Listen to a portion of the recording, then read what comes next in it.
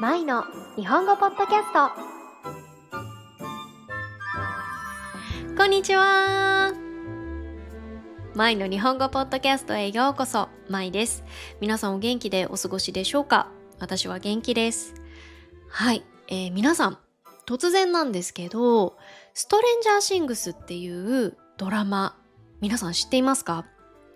これはネットフリックスで配信されているアメリカのドラマなんですけど、すごく人気のあるドラマなので、知ってるよっていう方もね、多いかなと思います。で、実は最近、私、そのドラマにもうめっちゃハマっていまして。で、毎日ご飯食べるときに旦那さんと一緒に見ているんですね。そう。で、このドラマはシーズン5まであるんですけど、私は今、その最後のシーズン5を見ているところです。で、もともとは私よりも先に旦那さんがこのドラマを見ていたんですね。それで、もうすっごい面白いから、舞ちゃんも絶対に見た方がいいよって、すごいおすすめされたんですよ。それで、私も、見始めたんですけど、本当に面白くって、もうね、止まらない。そう。で、旦那さんは、今回見るのが2回目なんですけど、もうね、なんて言ったらいいんだろうな。もう、毎回、私と同じリアクションをするんですよ。初めてこのドラマを見る人みたいなリアクションをするんですね。そう。でも、これは2回目見ても夢中で見ちゃうドラマだろうなって思うくらい、本当にストーリーが面白くって引き込まれちゃうんですよ。そう。それで、このドラマがね、どんなストーリーなのかっていうと、舞台は1980年代のアメリカにあるホーキンスという架空の街です。で、ある日、その街で一人の少年が突然いなくなってしまうんですね。それで、その出来事をきっかけに、街では不思議な事件が次々と起こり始めます。で、主人公は子供たちなんですけど、その子供たちの兄弟、お兄ちゃんとかお姉ちゃんや、あとは大人たちもそれぞれ事件について調べ始めるんですね。で、最初はみんな別々に行動しているんですけど、少しずつ情報がつながっていって、最終的にみんなで大きな敵に立ち向かうっていう、そんなお話ですね。で、このドラマには、超能力を持つ少女や、あとは不気味な怪物が登場したり、本当に超常現象、のような、そんな出来事がたくさん起こります。で、この超常現象がどういう意味かっていうと、科学では証明できない不思議な現象のことですね。で、これがちょっと怖いシーンとかもあるんですけど、ただ怖いっていうだけじゃなくって、こう、その中に友情だったりとか、家族の絆とかも描かれているんですよ。なので、本当に全部のバランスがいいんですよね。だから、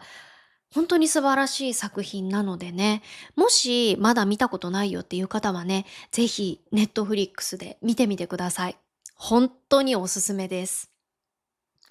はい。で、今ね、ストレンジャーシングスにハマってるよっていう話をしたんですけど、そのドラマの中でたくさん怪物が出てくるんですね。で、その怪物が説明がちょっと難しいんですけど、とにかく怖いんですよ。人を襲ったり、あとは人を連れ去ったりとかね。で、それを見てて、あ、そういえば日本にも妖怪がいるなって思ったんですよ。で、妖怪についてポッドキャストで話したら面白いんじゃないかなって思ったんですね。はい。ということで、今日のテーマは日本の妖怪についてです。皆さんはもし妖怪っていう言葉を聞いたらどんなイメージが浮かびますか？西洋のモンスターやゴーストのような怪物とか幽霊を思い浮かべる人も多いかなと思います。でも実は日本の妖怪はこの2つとはかなりはっきりした違いがあります。まず一つ目は、妖怪はゴーストとは違います。ゴーストっていうのはもともとは人間で死んだ後に霊になった存在ですよね。悔しさとか恨みとかを持って復讐のために現れることも多いです。でも妖怪っていうのはもともと人間ではなかったっていう場合が多いんですよ。で、川とか山、木のような自然だったり、あとは動物が変化した存在だったり、あとは傘とかほうきのようなちょっと古い道具に不思議な力が宿って妖怪になるっていうこともあるんですね。はい。そして二つ目は、妖怪はモンスターとも違うっていうことですね。西洋のハリウッド映画やゲームに出てくるモンスターは大抵人間を攻撃する巨大で恐ろしい怪物ですよね。英雄が現れて、で必ず剣で切ったり銃で倒したりっていうね、まあそういったことをしなければならない絶対的な悪として描かれることが多いです。で言葉とかも全く通じないですよね。うん。でも、日本の妖怪は必ず倒して消さなければいけない存在ではないんですね。もちろん人間を困らせたり、いたずらをしたりする妖怪もいます。でも、家に大きな服や幸運を運んできてくれる、すごくいい妖怪も本当にたくさんいるんですよ。なので、妖怪は、人間が戦って勝たなければいけない敵っていうよりかは、自然の中で人間と一緒に暮らしている隣人のような存在に近いかなと思います。ただ、怖がるだけではなくって、キュウリをあげてなだめたりとか、あとは礼儀正しく挨拶をしたりしながら、共に生きていく。そんなちょっと独特の感覚があるんですね。はい。で、このなだめるっていうのがどういう意味かっていうと、怒っている人とか興奮している人の気持ちを落ち着かせることをなだめると言います。こうした文化の違いを少し意識しながら妖怪の話を聞くと、もっと面白く感じれるんじゃないかなと思います。なので今日はですね、日本の妖怪がどんなものなのか、そしてどんな妖怪がいるのかっていうのをね、お話ししていきたいなと思っていますので、ぜひ最後まで聞いていただけると嬉しいです。そしてこの前の日本語ポッドキャストではメンバーシップもやっています。興味がある方はぜひ概要欄をチェックしてみてください。じゃあまず日本にはどんな妖怪がいるのかっていうのをご紹介していきます。まず最初に紹介するのはカッパです。多分日本のアニメや漫画で緑色の肌で頭にお皿を乗せたキャラクターを見たことがある方も多いんじゃないかなと思います。そうです。その子がまさにカッパです。カッパの見た目はとっても特徴的です。体は小さな子供くらいの大きさで、背中には亀の甲羅を背負っています。そして手とか足には水の中で上手に泳げるように水かきがあります。実はこのカッパは昔の日本で水の危険を伝えるために生まれた存在だという話があります。昔は今よりも川で子供が溺れたり、急な流れに巻き込まれたりする事故が多かったと言われています。そこで大人たちは子供たちに、川にはカッパがいるから近づいちゃいけないよ。カッパに水の中へ引っ張られるかもしれないよっていうふうに注意するためにこのような話をしたんですね。このカッパにはとっても面白い秘密が2つあります。1つ目の秘密は頭の上のお皿です。カッパの頭のてっぺんにあるお皿にはいつも水が入ってなければいけないんですね。で、この水が乾いたりこぼれたりしてしまうとカッパは力を使えなくなってしまうんです。つまりカッパの一番大きな弱点なんですね。ここで面白い伝説があります。カッパは力持ちで人間に相撲勝負を挑むのが好きだそうです。でもカッパは意外にもとっても礼儀正しい妖怪なんですね。なのでカッパに会った時に「こんにちは」って言って深くお辞儀をすると、カッパもその礼儀を守ろうとして同じように頭を下げてお辞儀をするんですね。その時に頭にあるこのお皿のね、水がこぼれてしまって、で、カッパは力が抜けてしまうそうなんですね。なんだか可愛くて賢い対処法ですよね。二つ目の秘密はカッパが一番好きな食べ物です。それはキュウリです。カッパはキュウリが本当に大好きなんですね。皆さん和食屋さんとかお寿司屋さんに行った時、きゅうりが入った細い巻き寿司を見たことありませんか？それを日本語でかっぱ巻きと言います。なんできゅうりの巻き寿司なのにかっぱ巻きっていう名前だと思いますか？そうです。カッパがとってもきゅうりが好きだからその名前がついたんですね。今でも日本では水辺に泳ぐときは気をつけてくださいっていう看板を立てるときに、可愛いカッパのキャラクターがよく使われます。人間に薬草や医術を教えてくれたっていういい伝説もあって、日本人にとってはとっても親しみやすく、どこか温かい友達のような妖怪なんですね。二つ目に紹介する妖怪は天狗です。天狗はカッパと並んで日本で最も有名な妖怪の一つで、とても強い力を持った山の神様のような妖怪です。日本旅行に行ったことがある方やアニメが好きな方なら、赤い顔で鼻がとっても長く突き出たお面を見たことがあるかもしれません。それが天狗の代表的な姿です。天狗は深い山の中に住んでいて、空を自由に飛ぶことができる大きな翼を持っています。そして手には何でも吹き飛ばすことができる大きな羽のうちわを持っているんですね。で、この天狗はカッパとは違って人間が簡単には立ち向かえないほどすごい術や不思議な力を持っています。天気を自由に操って突然嵐を呼ぶこともあります。特に天狗はプライドがとっても高くて偉そうな性格としても有名です。なので日本語には調子に乗ったり偉そうにしている人のことを天狗になると表現することがあります。昔の日本人は深く生い茂った山を怖がりながらも神聖な場所として考えていました。山の中で突然ドンという正体不明の大きな音が聞こえると、天狗が木を倒したんだと信じていました。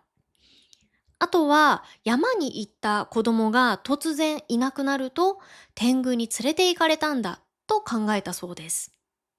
このように恐ろしい力を持っている天狗なんですけど、一方で山を守って災いを防いでくれる存在でもあります。なので今でも日本の有名な山に行くと、天狗を祀っている神社や大きな天狗の像をよく見かけます。ここまで聞いて何か思い浮かぶキャラクターはありませんか？そうです。人気アニメ「鬼滅の刃」で主人公炭治郎の師匠である鱗滝左近次がいつもつけているお面がこの天狗のお面です。顔が優しすぎて鬼にバカにされないようにつけているっていう設定がありましたよね。炭治郎が師匠と一緒に厳しい修行をした場所も、まるで天狗が住んでいそうな深く険しい山の中でした。こうやって見ると、天狗が現代のコンテンツの中でもどれだけ身近に使われているかっていうのがよくわかりますよね。3つ目に紹介する妖怪は雪女です。名前の通り雪の女、つまり雪女は冬と雪を象徴する妖怪です。雪女は人間の世界のどんな女性よりも美しく神秘的な姿をしていると言われています。雪のように真っ白な肌に真っ黒で長い髪の毛で、主に白い着物を着て現れます。とっても美しいんですけど、その目つきや体は氷のように冷たくて、生きている感じが全くしない不思議な雰囲気があるんですね。雪の上に立っても足跡が全く残らないっていう特徴もあります。この雪女は主に激しい吹雪の雪山で、道に迷った人の前に現れます。冷たい息を吹きかけて人を一瞬で凍らせて殺したり、深い眠りに落として命を奪ったりすると言われています。この雪女にはとっても有名な伝説があります。ちょっとご紹介しますね。昔、若い木こりが師匠と一緒に雪山で吹雪に遭ってしまって、山の中の小屋で休んでいました。その時、雪女が現れます。雪女は若い木こりの目の前で師匠を冷たい息で凍らせて殺してしまいます。そして恐怖に震える若い木こりのことも殺そうとしたんですが、彼の美しい顔を見て気が変わってこう言います。私が人を殺したことを見たのだから、今日のことは誰にも話してはいけない。もし少しでも口にしたら、お前の命も奪う。そう言って木こりを助けてくれました。数年後、木こりはユキという名前の美しい女性と出会い、結婚して、子供も生まれて幸せに暮らしていました。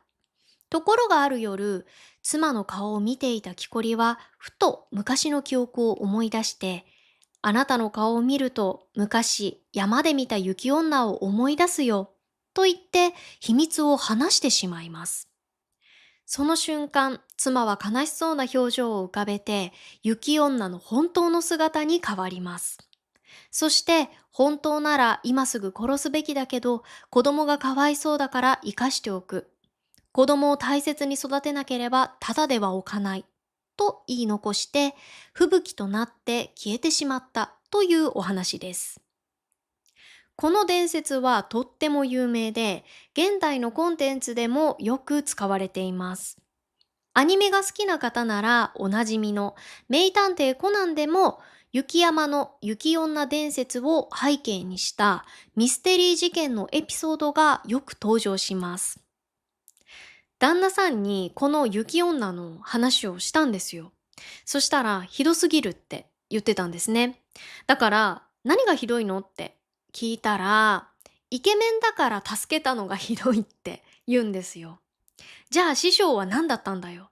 完全にルッキズムじゃんって。それを聞いて私も、ああ確かになって思いましたね。で、このルッキズムっていうのが何かっていうと、外見で人を評価したり判断したりする考え方のことです。4つ目に紹介する妖怪は座敷わらしです。前に紹介した妖怪たちとは違って、これは人間に害を与えるのではなくって、むしろ家に大きな幸運や福を運んでくれる、とっても愛されている妖怪です。座敷わらしは主に5、6歳くらいの子供の姿をしています。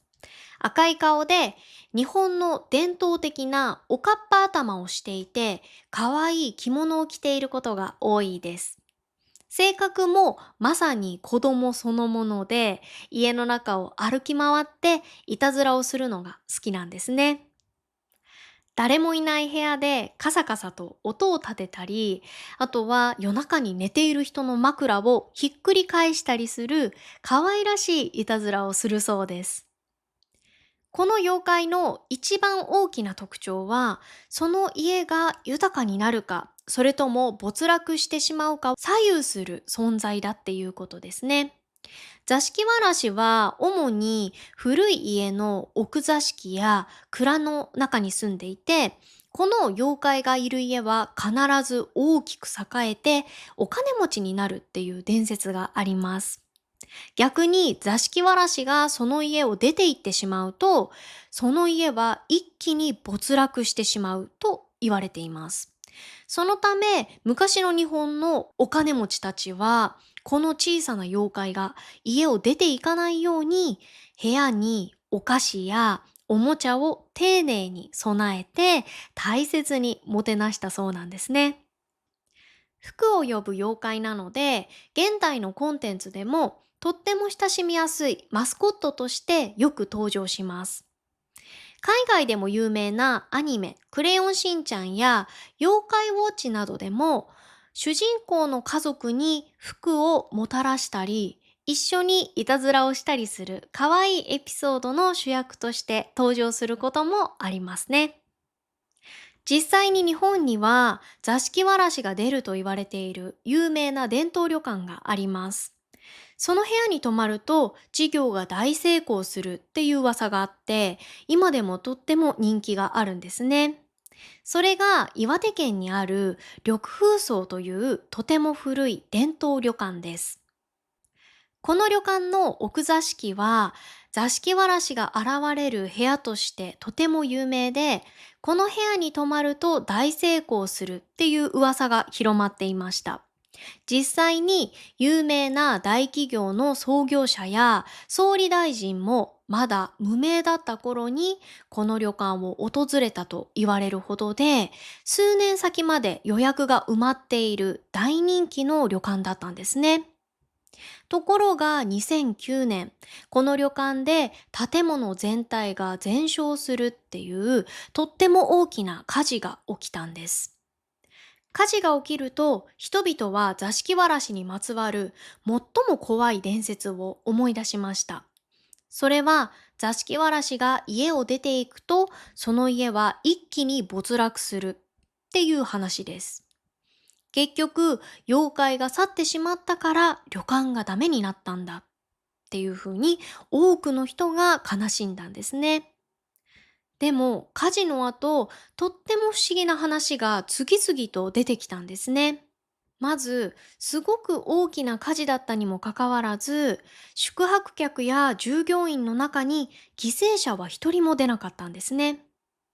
さらに、本館は全焼してしまったんですけど、不思議なことに、旅館の裏庭にあった座敷わらしを祀る神社は、まるで火が避けたかのように、一切被害を受けず無事だったそうです。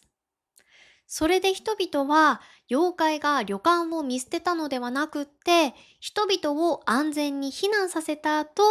一時的に神社へ避難しただけなんだと信じるようになりました。そして全国からこの旅館を大切に思う人たちの支援金が集まって、旅館は数年後、元の場所に無事再建されたんですね。そして驚くことに、営業を再開するとすぐに、新しい建物に座敷わらしが戻ってきたっていう目撃談が続いて、今では火事の前よりもさらに多くの人が訪れる名所になったそうです。ここまで4つの妖怪についてお話ししましたが、皆さんはどの妖怪が一番印象に残りましたか？カッパですか？座敷わらしですかね？私は座敷わらしです。うん。ぜひ、うちにも住み着いてほしいですね。そもそも妖怪は何で生まれたのかっていう話なんですけど、科学が今ほど発達していなかった時代の人たちは、自然災害や身の回りで起こる不思議な出来事をうまく説明することができなかったんですね。そこで人々はそうした不思議な現象に意味を与えるために、それらを妖怪という形で考えるようになったと言われています。大きく分けるといくつかの面白い背景があります。まず、説明できない自然現象を理解しようとする努力から生まれたっていうことです。例えば、深い山の中を歩いていて、周りに誰もいないのに、突然大きな木がドンと倒れる音が聞こえたら、かなり怖いですよね。昔の人たちは、そうした現象を経験した時に、山の主である天狗が動いたんだろうって考えて、自然に対する恐怖を受け止めようとしたんですね。それから大切な人たちを危険から守るための警告の役割として生まれたものもあります。先ほど話したカッパがとってもわかりやすい例です。大人が子供たちに、ただ、川は危ないから絶対に行ってはいけないよっていうよりも、川には人を水の中へ引きずり込むカッパが住んでいるって言った方が、子供たちの心には強く残りますよね。事故がよく起きる危険な場所に妖怪の話を重ねることで、子供たちが近づかないようにした一種の安全教育だったとも言えます。あとは、身の回りのものを大切にする心が反映されている場合もあります。日本には昔から木とか、あとは毎日使うお皿や傘のような道具にもすべて魂が宿っているっていう感覚があります。物を乱暴に扱ったり、むやみに捨てたりすると、その道具が悲しんだり怒ったりして妖怪になるっていう風に信じられることもあったんですね。身の回りの小さなものまで大切にしながら生きていこうとする姿勢がそこに現れているんですね。結局妖怪は単なる怪物っていうより、昔の人たちが大きな自然や危険な事故から自分たちを守って、周りのものを大切にしながら生きていくために語り合ってきた知恵のこもった物語だと考えることができるかなと思います。はい、今日はですね、日本の妖怪についてお話ししました。いかがでしたか？妖怪の話、面白かったですかね？印象に残った妖怪や、あとは皆さんの国にも似ているようなお話があれば、ぜひコメントで聞かせてください。はい、それでは本日も最後まで聞いてくださってどうもありがとうございました。また次のポッドキャストでお会いしましょう。バイバーイ。